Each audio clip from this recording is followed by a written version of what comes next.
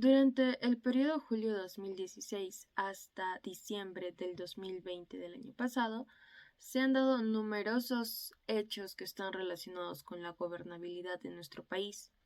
Por ello, hemos podido apreciar la desestabilización de la democracia y una constante lucha entre los organismos que constituyen el Estado y la política, todo por el control del poder.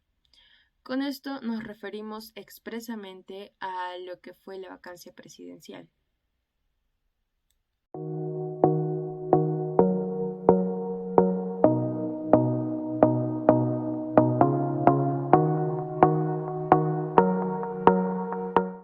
Dentro de la Constitución Política del Perú se hace mención de manera expresa del adjetivo moral dentro de 6 enunciados jurídicos.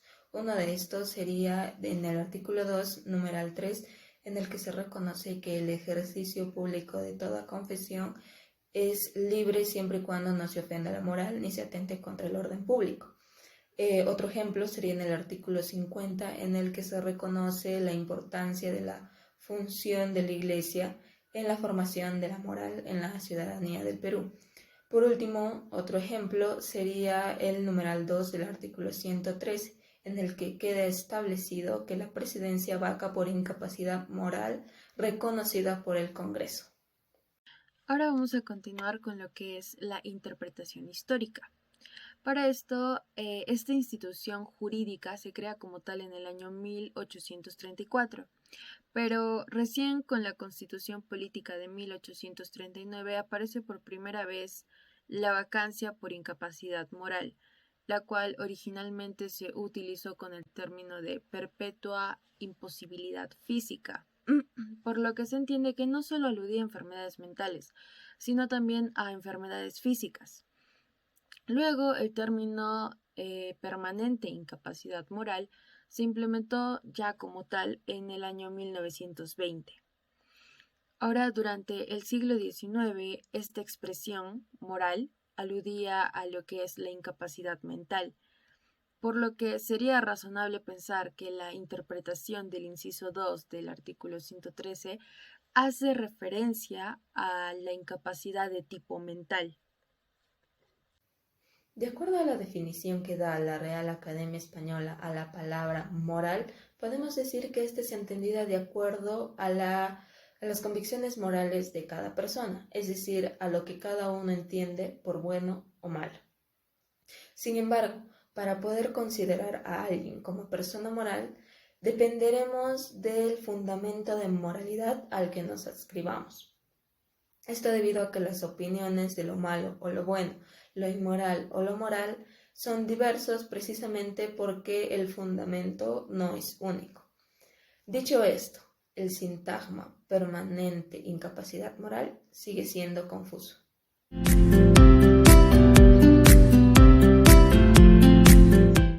Ahora vamos a hablar acerca de lo que es la vacancia del expresidente Martín Vizcarra. Para esto, el Congreso Constituyente, con el fin de determinar la constitucionalidad de la vacancia, dieron dos motivos.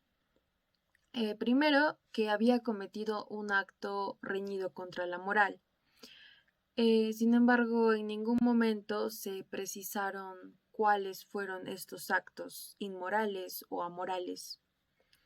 Y como segundo, buscaron imputar por delitos a este expresidente. Sin embargo, tampoco se expresó cuáles eran estos delitos por los cuales debería haber sido procesado. A modo de resumen, podemos decir que el Congreso ha vulnerado el derecho a la presunción de inocencia y defensa del expresidente Martín Vizcarra, así como el principio de separación de poderes y el principio deliberativo, puesto que no se presentaron argumentos suficientes o razonables para iniciar un debate sobre el procedimiento de la vacancia, puesto que se dio en una situación muy dudosa.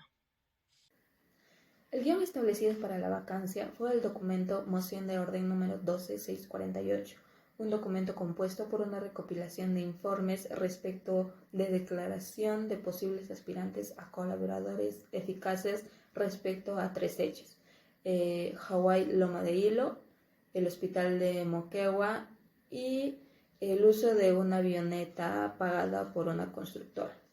Ahora bien, la moción de orden cita de forma maliciosa una resolución del Tribunal Constitucional tratando de establecer una supuesta conexión entre el fundamento jurídico 20 y 26, siendo que este último alude a cómo debería ser el proceso de vacancia por incapacidad moral permanente o física y exhorta al Congreso a legislar dicho proceso y a la necesidad de una votación calificada con efecto de no incurrir en aplicaciones irrazonables de la mencionada causal. Por otro lado, el fundamento 20 refiere al juicio político, no a la vacancia. Por último, el documento moción de orden del día carece de fundamentos jurídicos, por lo que vulnera el derecho de defensa del expresidente. De acuerdo al Tribunal Constitucional, dentro del sistema de fuentes normativas con rango de ley se encuentran las resoluciones legislativas, que son actos parlamentarios que por lo general regulan casos de manera particular y concreta, representando así una excepción a la característica de generalidad que tiene la ley. Es por ello que en los casos de vacancia de los expresidentes Alberto Fujimori y Pedro Pablo Kuczynski se hizo uso de estas resoluciones legislativas. Sin embargo, en el caso de Martín Vizcarra se hizo uso de un documento jurídico denominado Resolución del Congreso, mediante el que se declaró su vacancia presidencial. En otras palabras, la autoridad normativa dictó un documento jurídico inexistente en el sistema de fuentes, por lo que visto desde la formalidad, la vacancia no habría sido declarada.